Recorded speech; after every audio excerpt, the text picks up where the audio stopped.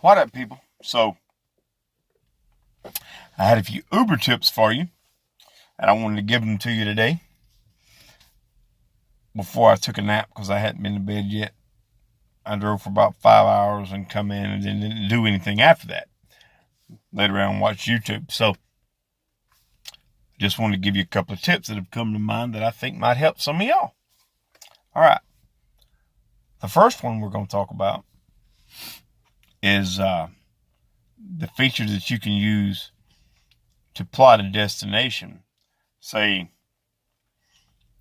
such as your home or specific, like the mall or something central that you're trying to stay close to.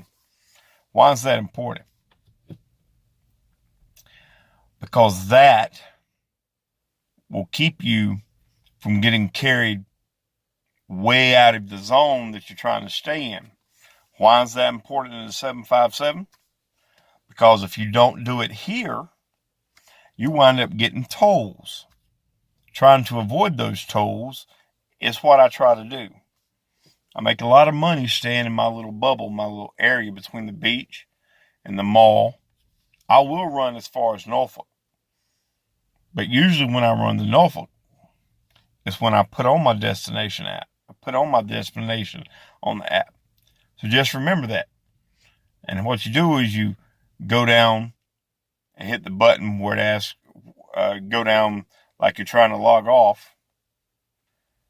And then it already has your home address in there as a destination. And you can hit it and it will come up and it will send you back home. And you will pick up rides along the way. Doing this, like I said, will allow you to stay in your little bubble. And sometimes staying in your little bubble is good because you know where you're going. You're not getting too far away from your comfort zone unless you like driving out in Timbuktu. And let me tell you, I've been to some places in Chesapeake that I've never been before. And it ain't too friendly feeling out there when you're out there in the middle of the boondocks in Chesapeake, some of them places. And so I try to stay in my little bubble to give all these folks a ride. And that's my first tip. My second tip, we're going to call it the air method. Why is this important?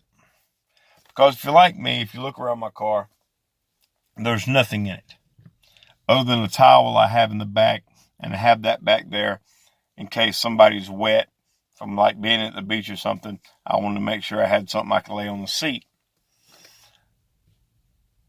But what's really important, you keep your car clean, you got a nice air freshener, and you're driving. That's awesome. But here's the catch, and here's what often gets me. You always seem to wind up with someone that smokes, just worked all day, or somebody that just has a bad body odor. I have one solution.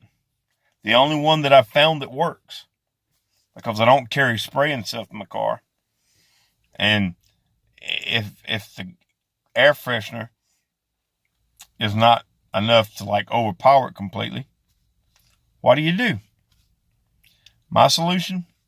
Roll down all four windows and keep driving.